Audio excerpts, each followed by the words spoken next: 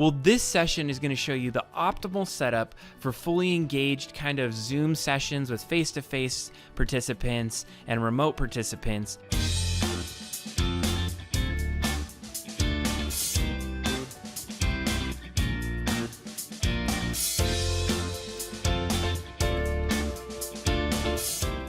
We are highly suggesting that every faculty have a student moderator in that course. And what that person would do is help you in the chat. It would help you as you're moving through your class to answer some questions or stage up some questions that you can answer at certain intervals in the class. So we are developing a moderator program for some of these students. So if you have a student that is in the class that you would want to delegate this duty, or you make a volunteer that is ready to jump in the shoes of that a moderator, they can go through a few quick tutorials to understand what their expectations might be in that class and how they can help you as an instructor in the virtual classroom. So without further ado, let's jump into Zoom and understand how we might have a session such as this particular Zoom session. I'm using Google Slides in this particular one, and I want to be able to present this, but I don't want this to overtake my screen. I want to be able to see my slide deck. I want to be able to also see my participants, see the chat that's going on, and maybe take a look at who is speaking at any given moment in this particular class. So how that works is you jump into your Blackboard class, you'd start your Zoom classroom, and then you'd go over to your course and you'd start your session. Give it a moment for all to load. Now, of course, students would be getting ready to get in your session around this time, so I'm about, let's say, 15 minutes out at this point before my class is about to begin. I am 15 minutes out. Now, if you are in transition, you may only have about 5 minutes to do this. So we're not suggesting you do this day one. We're suggesting you to do this after you become comfortable with Zoom. So you know the basics. Join with your computer audio, you open up your course, you get all the particulars ready to go. Ensure that your video is up, ensure that you're ready to go from your standpoint. People may be trying to get into the course, so you may have students trying to join early because they want to make sure they're not going to miss your session. So at some point you're in here, you're kind of getting things ready to go. Uh-oh, somebody is trying to join. I'm not ready to admit them. I'm not going to do that at this point. I'm going to just continue going on. Sometimes I'll open my participants panel just so I can see how many people are coming in, but nobody can hear me right now. Nobody can see me right now. I'm just ready to get this course going. So one of the first things that I would want to do is start my share screen, because this is like a presentation mode for me. So I'm going to go to my advanced tools. We talked about how you share there's just an entire screen when you're doing demos and you're doing stream mode. Go ahead and do that there.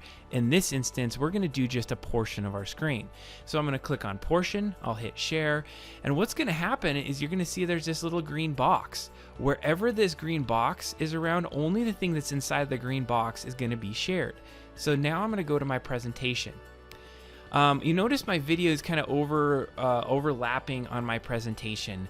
Well, there's some settings in Zoom that actually don't show your Zoom controls, so technically your remote students would not be seeing this video, but I still don't want it in my way because I want to read my slides. So I'm going to adjust this screen. I'm just going to put it over my slide deck, and notice I'm not even in present mode. This is going to give me some additional flexibility. I want to make sure it's exactly over my slide. I got that set there.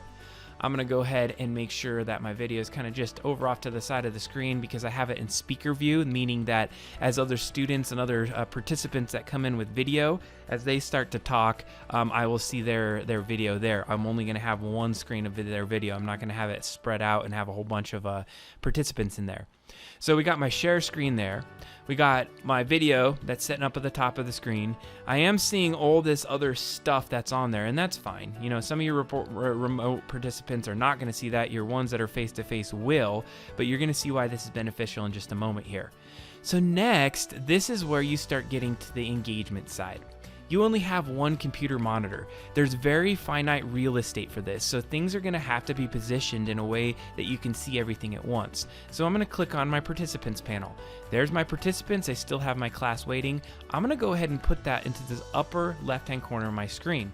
It really fits well here. I've noticed that this works best with Google Slides and your PowerPoint presentations in a PowerPoint.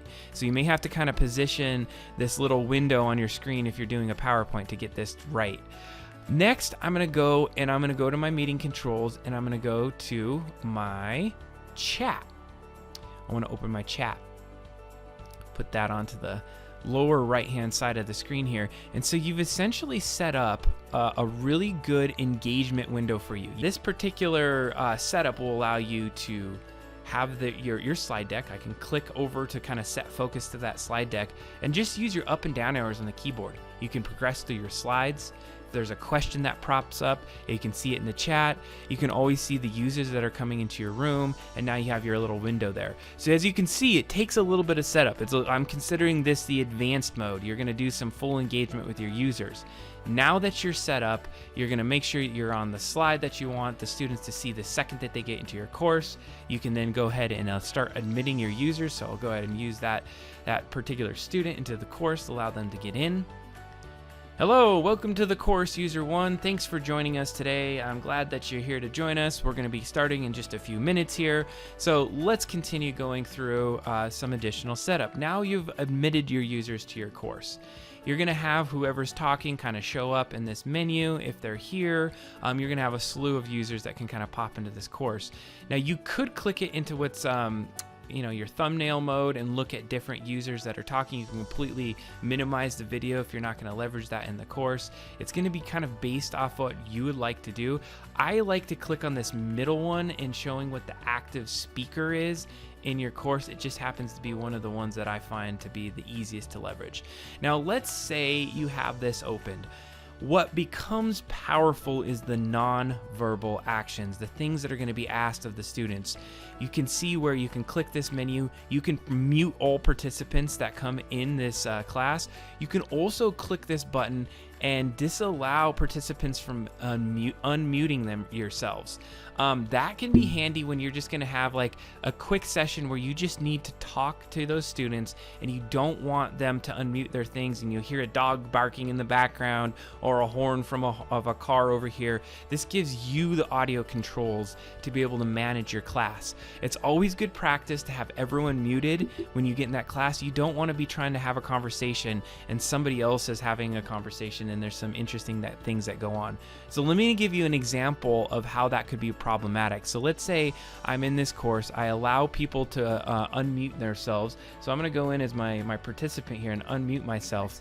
And now you're going to see that there's this echo in the room, and it's capturing all this weird echo, and you're going to feel like you don't have control. So what you can do is you can go in here and you can mute all the participants by going to just click mute. There will be a mute all. Now that clears everything up. You can say, hey, I want to remind everyone, please mute your mics, or you just can go en masse and just unmute or mute everyone all at one time. So those are some very, very specific tools that you can use to manage the audio that's coming through on your class. Now, if somebody were to ask a particular question, for instance, like, hey, I have a question, but I'm muted. How do you know that somebody might have a question? Well, what's cool is everyone that's remote has those same buttons that you have here, and remote participants have a new one that's a raise your hand. So they can raise your hand.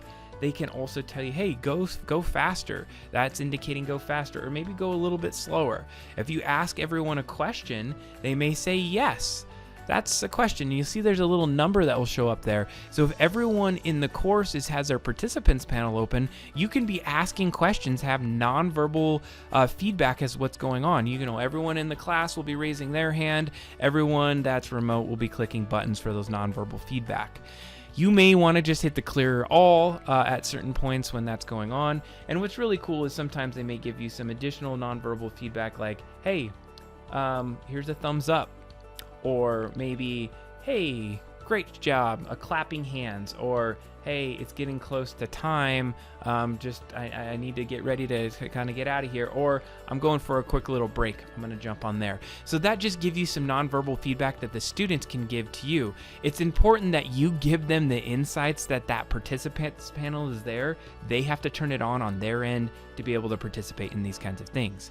And then of course underneath you'll have the ability for them to chat. Now as from a student perspective, it's pretty simple. They're just jumping into this call and being able to chat. So they could say, hi, professor. Send that to you here, and you'll see that happen in the chat, and you can respond right back to them. So that back and forth can happen. Now, if you had a particular user that you needed to talk to remotely, one thing to be careful of is that this screen is being shared to your face-to-face students if you are in the classroom.